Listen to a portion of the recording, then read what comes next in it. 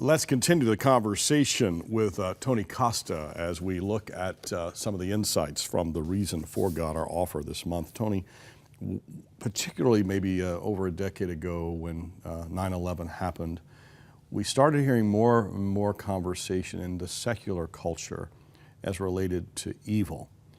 And that led to more and more conversations that theologians have been having for years. The simple question is, why is there so much evil in the world?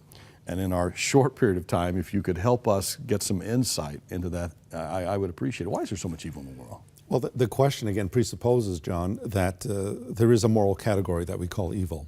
And in an atheistic worldview, the answer, of course, is this is just part of life. This is reality, and evil really doesn't exist. It's just part and parcel of our experiences.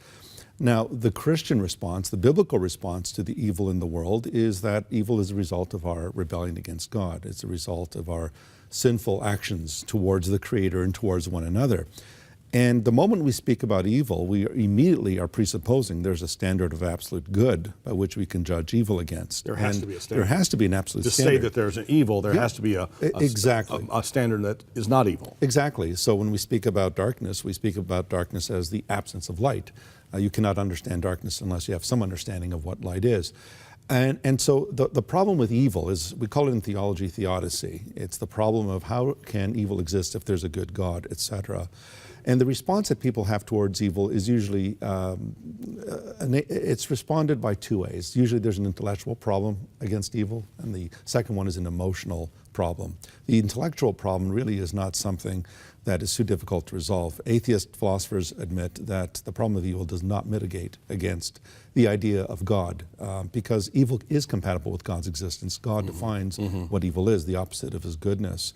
The emotional response is the more difficult one. People say, well, why did my father have to die of cancer? Or why did my son have to die at war?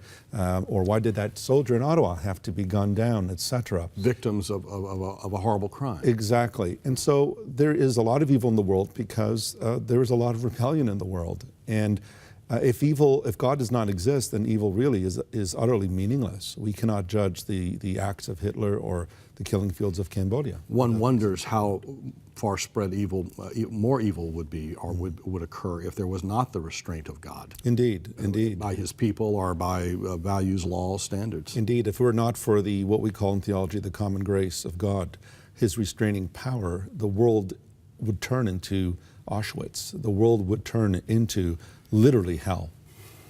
This book, The Reason for God, is our offer to you this month. You know, in your desire to be broad, to influence people, there are seasons and times in your life when you need to go deep. This book allows you to go deeper into the understanding of God, the understanding of man, the understanding of sin, the understanding of reconciliation, the understanding of worship, the understanding of needing to share with others the goodness and greatness of God. Tony Costa has given us great perspective.